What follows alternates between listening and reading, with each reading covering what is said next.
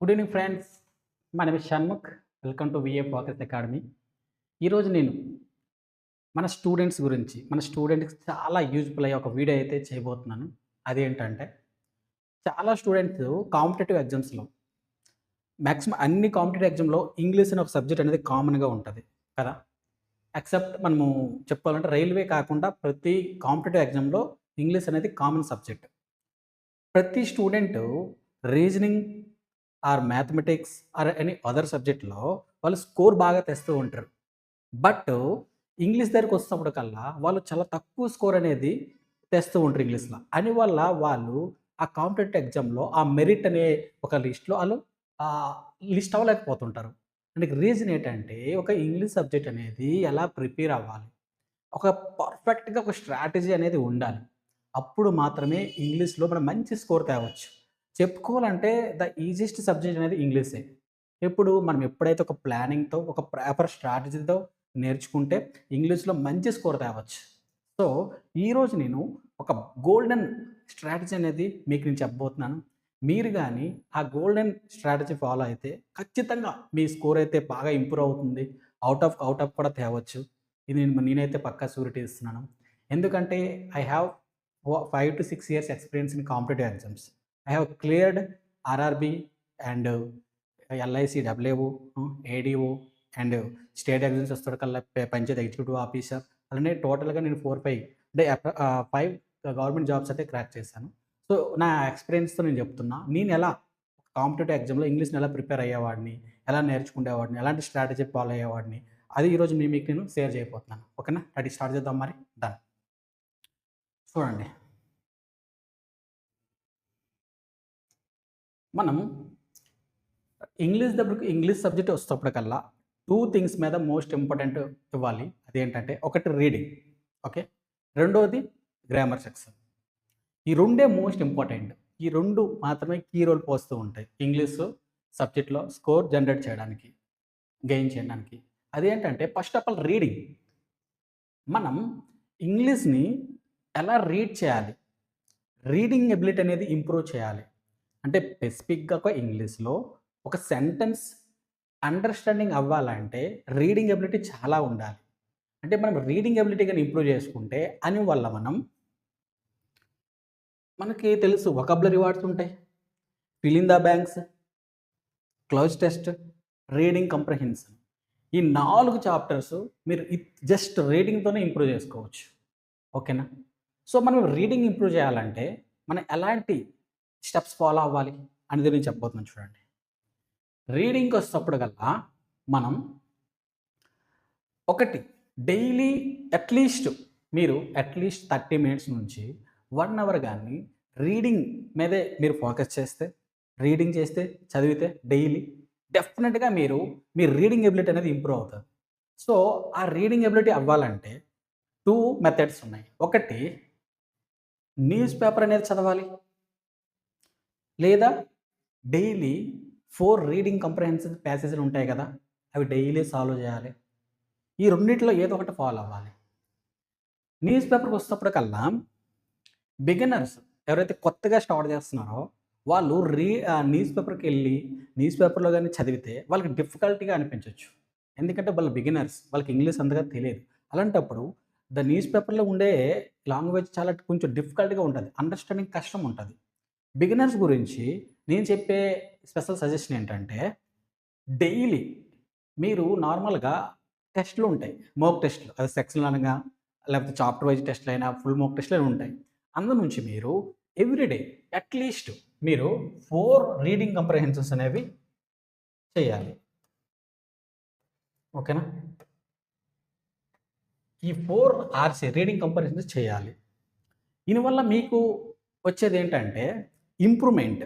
అంటే మీ అండర్‌స్టాండింగ్ ఆ ఆర్‌సీలో యాక్చువల్‌గా ఒక ప్యాసేజ్ ఉంటది. ప్యాసేజ్ అంటే ఏంటి? ఒక స్టోరీ బేస్డ్. ఓకే. మనము ఆ అండర్‌స్టాండింగ్ అనేది డైలీ మనకి ఇంప్రూవ్ అవుతది. ఓకేనా? ఆర్‌సీలో మనకి ఎగ్జామ్ స్టాండర్డ్ లెవెల్ అనే ఆర్‌సీలొస్తాయి. కాబట్టి మనం ఎగ్జామ్‌కి రిలేటెడ్‌గా ఆర్‌సీలు గాని మనం రోజు అట్‌లీస్ట్ ఒక 4-5 గాని సాల్వ్ చేస్తే అందువల్ల మీకు రీడింగ్ ఎబిలిటీ పెరుగుతది. ఓకే. లేదా ఇంకో సెకండ్ ఆప్షన్ ఏంటంటే నవెల్స్ ఉన్నాయి. అంటే మనము న్యూస్ పేపర్కి వస్తున్నకల్లా కొంచెం డిఫికల్టీ లాంగ్వేజ్. బట్ నావెల్స్‌కి వస్తున్నప్పటికల్లా కొంచెం అండర్‌స్టాండింగ్‌గా, కొంచెం ఇంట్రెస్ట్‌గా మనము చదవడానికి అంటే ఇంట్రెస్ట్ వస్తది ఫస్ట్ ఆఫ్ ఆల్. ఎందుకంటే ఇందులో స్టోరీస్ ఉంటాయి. ఆ స్టోరీస్ మనకు మోటివేట్ చేస్తాయి. చదువుదాం, చదువుదాం అనుకోని. సో, ఇది మీకు మీరే ఇష్టపడి చదువుతారు. ఇదైతే మీరు అంటే కష్టంగా తప్పకుండా చదవాలి ఈ న్యూస్ పేపర్ అనేది. సో, ఎవరైతే బిగినర్స్ ఉంటారో వాళ్ళు డైలీ 4 ఆర్సీలనేవి ఖచ్చితంగా డైలీ ప్రాక్టీస్ చేయండి. ఓకేనా? మీరు అనొచ్చు, సార్ డైలీ 4 అవర్స్‌లు ఎక్కడుంటాయి? There is a lot of వెబ్‌సైట్‌లు. చెప్పాలంటే అడ్డా నుంచి ఉంటది. తర్వాత ప్రాక్టీస్ మోకనే ఉంటది. తర్వాత గైడ్‌లు ఉంటాయి. అలాగే మా platform VA focus academy app కూడా ఉంది. అందులో కూడా మీకు డైలీ ఫ్రీ క్విజెస్ మేము ఇస్తూ ఉంటాం ప్రాక్టీస్ గురించి. అలా మీకు చాలా రిసోర్స్ ఉంటాయి. అక్కడ నుంచి మీరు డైలీ 4 అవర్స్‌లు అయితే ప్రాక్టీస్ చేయొచ్చు. ఓకేనా? ఈ 2. న్యూస్ పేపర్ ఎందుకు చదవాలి అంటే చాలా టీచర్స్ అంటారు. న్యూస్ పేపర్ చదవాలి. కొందరు న్యూస్ పేపర్ చదవద్దు అంటారు. బట్ నా దగ్గరకొచ్చేటప్పటికల్లా ఖచ్చితంగా న్యూస్ పేపర్ చదవాలి. ఎందుకంటే ప్రెజెంట్ ట్రెండ్ అంటే ఈ కాంపిటేటివ్ ట్రెండ్ ఏంటంటే ఎస్పెషల్‌గా ఇంగ్లీష్‌లో క్లోజ్ టెస్ట్ అయినా, ఆర్‌సీ అయినా, ఫిల్ ఇన్ ద బ్లాంక్స్ అయినా అవి టోటల్‌గా రీసెంట్ కరెంట్ అఫైర్స్ రిలేటెడ్‌గా మీకు ప్యాసేజ్‌లు, స్టోరీస్ అయితే ఇస్తున్నారు. న్యూస్ పేపర్ బేస్ చేసి. కాబట్టి డైలీగా మనం న్యూస్ పేపర్ చదివామనుకో, మనకి ఆ న్యూస్ పర్టిక్యులర్‌గా మన మైండ్‌లో ఉంటది. కాబట్టి మనం ఈజీగా ఫ్లోర్ టెస్ట్‌లైనా లేదంటే రీడింగ్ కంప్రహెన్షన్ అయినా, వొకాబులరీ వర్డ్స్ అయినా మనకి ఈజీగా అర్థమవుతాయి. So, present trend news paper base మీద ఇంగ్లీష్ అనేది తయారు చేస్తున్నారు. సో, న్యూస్ పేపర్ చదవాలి.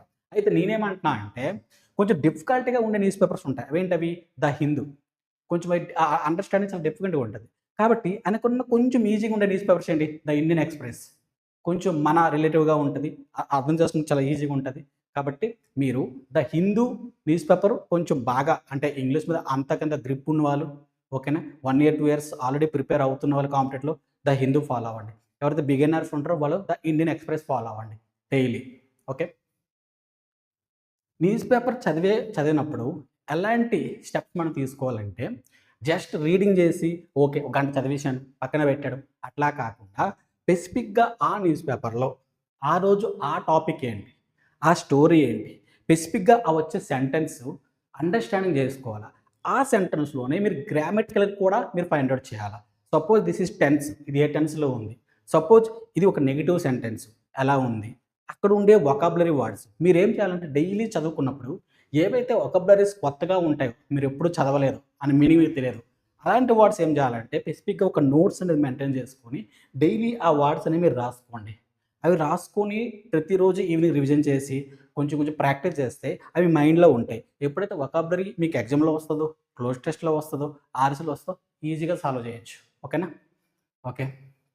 ఇది రీడింగ్. మీరు రీడింగ్ ఇంప్రూవ్ చేస్తే మీకు వొకాబ్స్ ఆటోమేటిక్‌గా మీకు క్లియర్ అవుతాయి. ఫిల్ ఇన్ ద బ్లాంక్స్ ఈజీగా మీకు క్లియర్ అవుతాయి. క్లోజ్ టెస్ట్‌లు కూడా మీకు ఈజీగా మీరు క్లియర్ చేయొచ్చు. సేమ్ ఆర్ట్స్ లాగే ఒక ప్యాసేజ్ ఉంటది క్లోజ్ టెస్ట్. అందులో ఫిల్ ఇన్ ద బ్లాంక్స్ ఇస్తారు. ఫిలప్ చేయాలి. నేను నెక్స్ట్ ఒక వీడియోలో క్లోజ్ టెస్ట్‌ని ఎలా చేయాలి? ఎలాంటి అప్రోచ్‌తో మనం సాల్వ్ చేయాలి? అలాగే ఆర్సీని ఎట్లా సాల్వ్ చేయాలి? నెక్స్ట్ రానున్న కాలంలో నేను 2 వీడియోస్ చేస్తాను. అవి ఈ 2 టాపిక్స్ మీద డెఫినిట్‌గా ఉంటాయి. ఇవి చాలా యూజ్‌ఫుల్ ఉంటాయి. ఓకేనా? ఓకే. సో, రెండోదేంటంటే గ్రామర్ సెక్షన్. ఇంగ్లీష్‌లో రెండే ఉంటాయి. ఒకటి ఆర్‌సీ సెక్షన్, ఇంకోటి గ్రామర్ సెక్షన్. ఓకేనా? ఒకటి రీడింగ్ మీద డిపెండ్ అయి ఉంటది. ఇంకోటి కంప్లీట్‌గా గ్రామర్ మీద డిపెండ్ అయి ఉంటది. సో, నేను చెప్పేదేంటంటే 10స్‌కొచ్చేటప్పటికల్లా గ్రామర్‌కొచ్చేటప్పటికల్లా మీరు ఏదో ఒక కోర్స్ ఆఫ్‌లైన్ అయినా, ఆన్‌లైన్ అయినా ఏదో ఒక కోర్స్ తీసుకోండి. ఓకే. మీరు ఏదో ఒక కోర్స్ తీసుకొని డైలీ మీరు ఏదైతే సపోజ్ టెన్స్ అవుతుంది ఈరోజు. టెన్స్ మీరు క్లాస్ ఇన్న తర్వాత మీరు పర్ఫెక్ట్‌గా ఏదైతే క్లాస్ అన్నారో అది నోట్స్ మెయింటైన్ చేయాలి. మీకు అర్థమైన లాంగ్వేజ్‌లో మీరు నోట్స్ రాసుకోవాలి, తయారు చేసుకోవాలి. తర్వాత మీరు చేయాల్సిందేంటంటే ఏదైతే ఆ రోజు క్లాస్ అయిందో అది నైట్ టైము రివిజన్ చేయండి.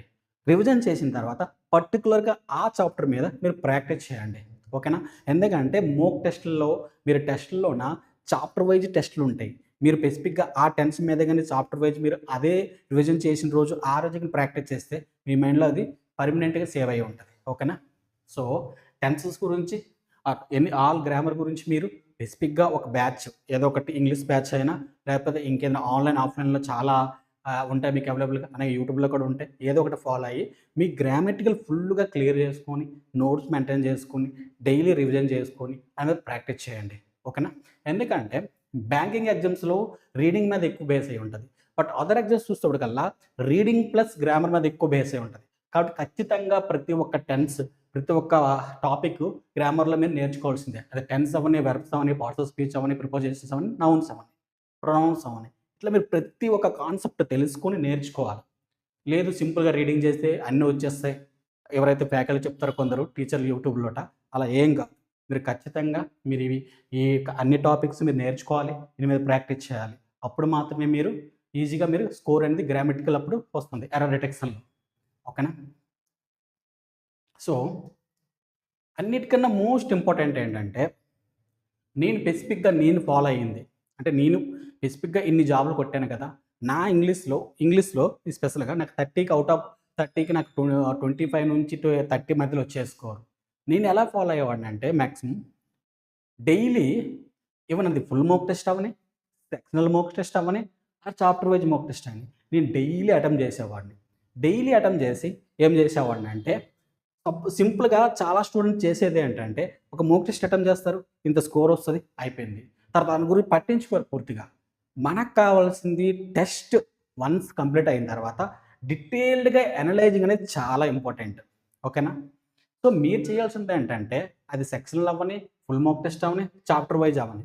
మీరు వన్స్ అటెంప్ట్ చేసిన తర్వాత డీటెయిల్డ్‌గా అనలైజింగ్ ఉండాలి.